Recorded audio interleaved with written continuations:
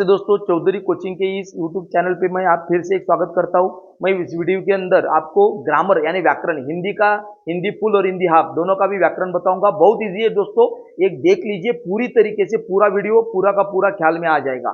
देखो दोस्तों, पहले ये 14 मार्क का रहता है फुल हिंदी को और 8 मार्क का रहता है हाफ हिंदी को। व्याकरण यही रहता है, कोई अलग नहीं रहता। पहला हमें सूचना के अनुसार कुतिया कीजिए।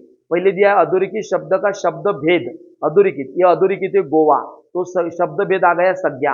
यहाँ पे भी देखो वस्तु का, मनुष्य का या प्राणी का नाम आता है तो संज्ञा ही हम बोलेंगे, संज्ञा। ठीक है, जिसको नाम बोलते हैं हम मराठी के अंदर, इंग्लिश के अंदर नाउन बोलते हैं दोस्तों। कोई डिफिकल्ट नहीं होता। ठीक है, चलो दूसरा देखेंगे। यहाँ ये तो बहुत इजी है। एक अव्यय दिया रहता है, अव्यय यानी जिसको शब्द बोलते हैं। और दिया है तो और एक वाक्य में अपन को डालना है। जैसे यहाँ पे नहीं, यहाँ पे देखो, ये नहीं, यहाँ पे श्याम और राम और लिखा हमने यहाँ पे, बराबर है। जंगल की ओर चले गए। ठीक है, और आ गया बीच में बहुत, ये वर्ड्स बीच में लेना है। पिताजी को आते आते बहुत देर हो गई। हम ऐसा भी बोल सकते हैं, आज बारिश बहुत हो गई। वाक्य में वो वर्ड्स आना चाहिए, कोई डिफिकल्ट नहीं रहता। बाद में देखो हमें पूछा गया संधि विच्छेद शब्द। यहाँ पे देखो, यहाँ पे हमें क्या किया है, यहाँ पे संधि विच्छेद करके दिया है। समप्लतोष शब्द आएगा संतोष और संधि आएगी व्यंजन संधि। व्यंजन संधि यानी देखो दोस्तों, यहाँ पे त आ गया, यहाँ पे म आ गया, ये दोनों भी व्यंजन है। स्वर कौन से है? अ आ ई उ ए ऐ ओ औ औ अम आ, ये स्वर है। बाकी के क ख ग ग ये व्यंजन है। यहाँ पे देखो दोनों भी व्यंजन है तो व्यंजन संधि लिख दी। ये लिखो नहीं तो अथवा। अथवा में क्या देखो, अपन शब्द दिया है सदैव, हमें उसका संधि विच्छेद सदा प्लस यव ऐसा करना है। तो ये यव ऐसा कोई भी जिसमें अंदर आ गया तो उसको वृद्धि संधि कहते हैं दोस्तों, ख्याल करना। और भी यहाँ पे आ गया, ये आ गया तो वृद्धि संधि। और यहाँ पे दोनों जगह पे अगर अ आई में से कोई आता है तो उसको बोलेंगे स्वर संधि। ज्यादा कोई डिफिकल्ट नहीं है दोस्तों, ध्यान से देखो समझ जाएंगे। अब ये तो बहुत बढ़िया है। देखो सहायक क्रिया पहचान कर लिखिए। सहायक क्रिया कौन सी होती है? क्रिया को सहायक करने वाली, उसे सहायक क्रिया कहते हैं। देखो यहाँ पे आखिरी का वर्ड लेना, लगे तो लगे यहाँ पे लिख देना, आखिरी का वर्ड लेना और उसको वो मूल क्रिया लिखना, लगना। देखो आखिरी का वर्ड जाति लिया, जाति यहाँ पे लिख दिया, जाना मूल क्रिया। बस ऐसा लिखना है, वो कोई डिफिकल्ट नहीं है। देखो आखिरी का वर्ड लेना, यहाँ पे लिख देना और ये यहाँ का दोनों भी आखिरी के वर्ड यहाँ पे लिख दिए और मूल क्रिया लिखे, लगना, लगे, लगना, जाति, जाना, बस कोई डिफिकल्ट नहीं है। उसके बाद ये तो बहुत इजी है दोस्तों। प्रथम या द्वितीय प्रेरणार्थक रूपी है, रूप लिखिए। प्रथम प्रेरणार्थक, द्वितीय प्रेरणार्थक।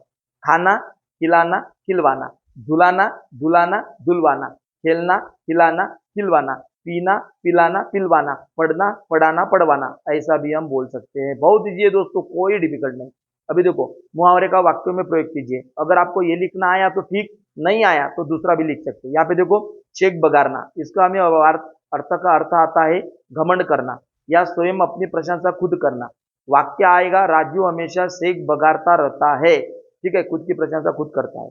निजात पाना यानी मुक्ति पाना, मौका परस्त लोगों से जल्द निजात पा लेना है। और यहाँ पे जो हमने वर्ड्स यूज किए वो मुहावरे के ही वर्ड्स किए, अर्थ नहीं किया, ये ख्याल करना। ठीक है, अभी इसको अथवा है, ऊपर का ये अगर नहीं आया तो कोई डिफिकल्ट नहीं है, उससे भी इजी दिया है। अथवा क्या दिया है दोस्तों, कोष्टक में जो दिया, दांत देना और काप उठना, दो वर्ड दिए हैं और नीचे एक आपको वाक्य दिया है। गीता के आने की सभी श्रोताओं ने प्रशंसा की, प्रशंसा की तो काप उठना नहीं आएगा, दांत देना यह आएगा। तो लिखेंगे कैसे? गीता के गाने की सभी श्रोताओं ने दाद दी, बस ऐसा लिखेंगे। बहुत इजी है, कोई डिफिकल्ट नहीं है। अभी देखो दोस्तों, यहाँ पे क्या लिखा है कि निम्नलिखित वाक्य पढ़कर प्रयुक्त वाक्य में से एक का कारक पहचानिए। कारक कैसे पहचानेंगे? जिस भी वाक्य के अंदर दोस्तों की आ गया या का आ गया तो उसे संबंध कारक बोलते हैं। बाद में जिस वाक्य के अंदर ने आ गया उसको कर्ता कारक बोलते हैं। तो डिफिकल्ट है क्या? नहीं, खाली आपको इस कोष्टक बनाना है, कारक चिन्ह लिखना है की, और कौन सा कारक है? संबंध कारक।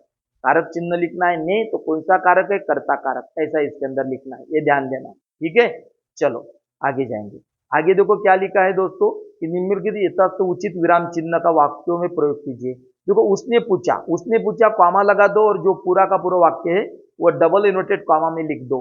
ठीक है, ऐसा मराठी के अंदर भी करते हैं हम, इंग्लिश के अंदर, कोई डिफिकल्ट नहीं है। उसने पूछा, माँ ने कहा, वो कह रहा था, उसके बाद उसको कॉमा लगा दो, बाकी का वाक्य को पूरे के पूरे उसके वर्ड्स का वाक्य है, उसके मुंह का वाक्य रहता है तो वो डबल इन्वर्टेड कॉमा में डाल दो, कोई डिफिकल्ट नहीं है।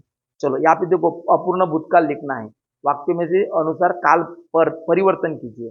यहाँ पे अपूर्ण भूतकाल करना है। बहुत से लोग अपनी उपजीविका आजीविका शरीर श्रम से चलाते हैं। चलाते हैं ये निकाल दो, वो चला रहे थे ऐसा लिख दो। दूसरा, वे बाजार से नई पुस्तक खरीदते हैं। हमें भविष्य काल करना है। हम कहेंगे वे बाजार से नई पुस्तक खरीदेंगे भविष्य में। ठीक है, खरीदेंगे तो भविष्य काल आएगा। दूसरा, पूर्ण वर्तमान काल करना है। आप इतनी देर से नापतोल करते हैं, तो हम वाक्य लिखेंगे आपने इतनी देर से नापतोल किया है, ऐसा हम वर्तमान काल में लिखेंगे दोस्तों। अभी देखो, वाक्य यहाँ पे पूछा गया कौन सा वाक्य, वाक्य का भेद यानी कौन सा वाक्य है, सरल वाक्य है, मिश्र वाक्य है, क्या है? तो ये सीधा सीधा वाक्य है दोस्तों, आज्ञार्थी वाक्य है, तो ये तो सीधा है। देखो, आश्रम किसी एक धर्म से चिपका नहीं होगा, सरल वाक्य है, मिश्र भी नहीं है और कोई भी नहीं है। ठीक है, बाद में देखो यहाँ पे किसी एक वाक्य को परिवर्तन कीजिए। क्या परिवर्तन बोल रहे? आधार पर निम्नलिखित वाक्य में से किसी एक वाक्य अर्थ के आधार पर दी गई सूचनाओं परिवर्तन कीजिए। तुम्हें अपना ख्याल रखना चाहिए, खाली एक सेंटेंस है। ठीक है, सेंटेंस है, तुम्हें अपना ख्याल रखना चाहिए। और क्या बोला? सीधा वाक्य है। और हमें क्या बोला? आज्ञार्थी करो। हमने क्या किया? तुम अपना ख्याल रखो। तुम्हें निकाल दो, तुम करो। यहाँ पे तुम अपना ख्याल रखो।